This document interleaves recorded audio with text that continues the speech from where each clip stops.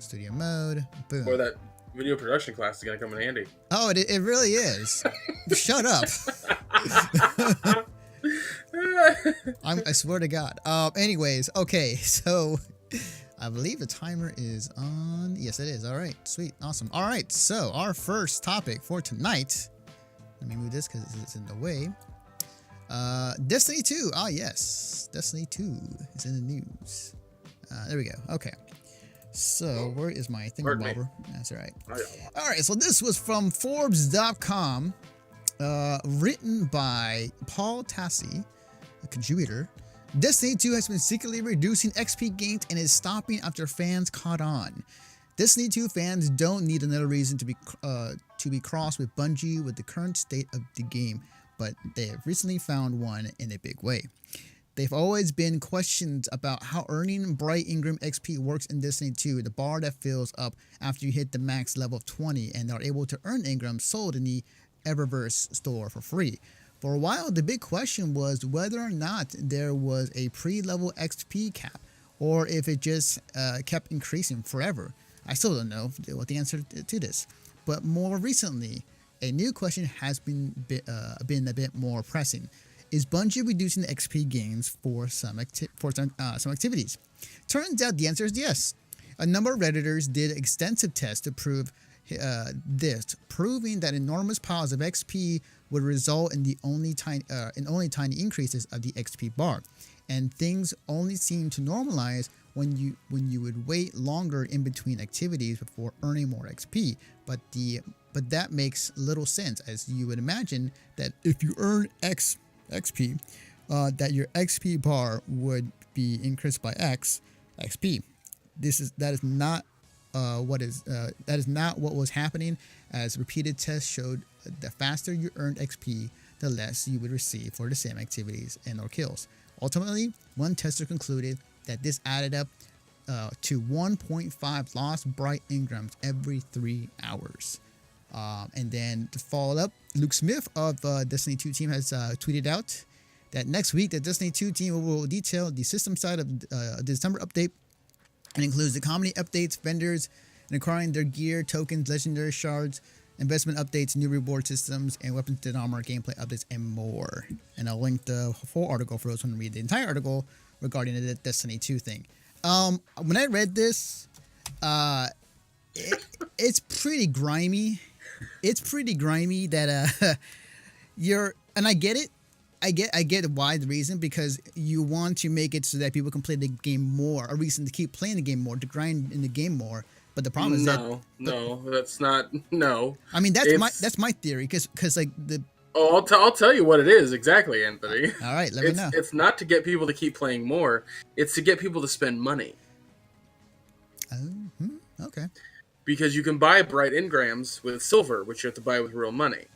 So if people are trying to earn something that's in a particular event, or whatever it may or may not be, well, the longer it takes to earn them, the less patient people will get, and the more quickly they will be to just buy them outright. Because I know they have an option to pay for I want to say loot boxes, but I think they are. I'm not sure exactly what they're called. I'm playing this thing too in a bit. Bright Ingrams. Bright Ingrams. Okay. I was gonna say, to me, like it sounds like, and you're probably right on that end, but I think to me, like it sounds like in a weird way they don't want to have players fully complete the game, in a sense of like, you've done everything. Okay, there's nothing to do. I guess let's just wait for the next update and I'll play this game. Like, slow down the progression so that they can find, a reason to keep grinding ever so slightly. Well, the thing is that's so funny to me about this particular story, Anthony, is that what XP gains, or what XP gets you after level 20, is Bright Ingrams. Everything in a Bright Ingram is cosmetic. Everything. New skins for exotic weapons, dances, emotes, skins, speeders, not speeders, they're called sparrows, and ships, all cosmetic. All of them cosmetic. Yeah. The only thing that's in the Eververse shop that's not cosmetic are you can get some boots. Sometimes they'll have legendary boots or gloves or a helmet that is at 10 power level 10, which means that you have to infuse another thing of the same kind that's a higher power level into it to make it a thing. But in this game, 9 times out of 10, you've probably already found that particular thing, or something stronger. That's no point in doing that. So this goes back to the whole thing of like getting angry because you're not getting cosmetic items. That's what it comes down to.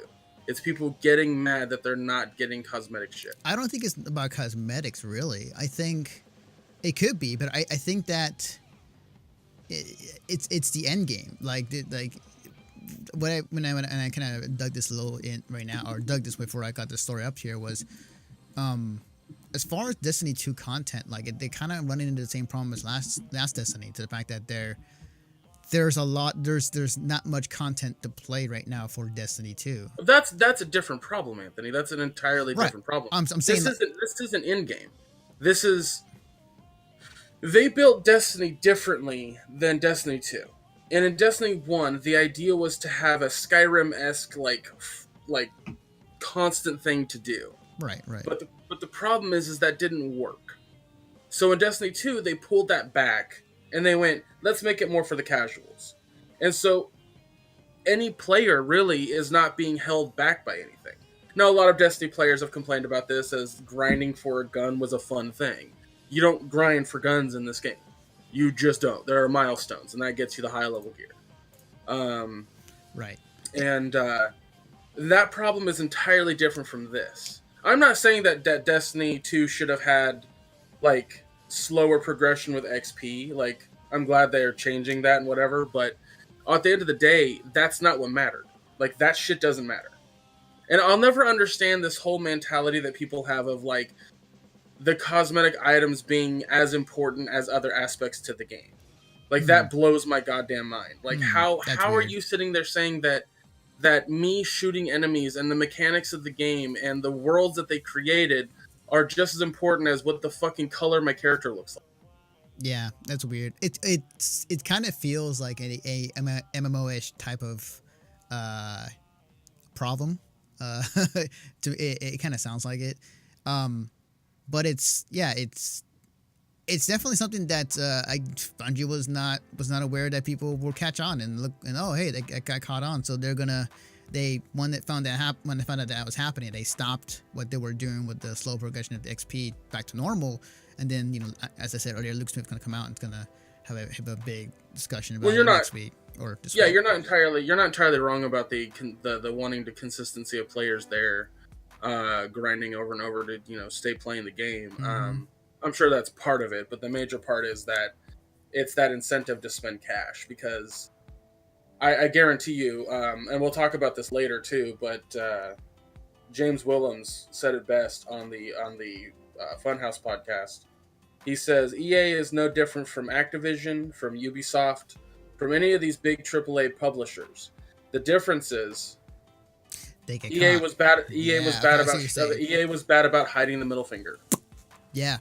What did I say a while back? Just not as eloquently.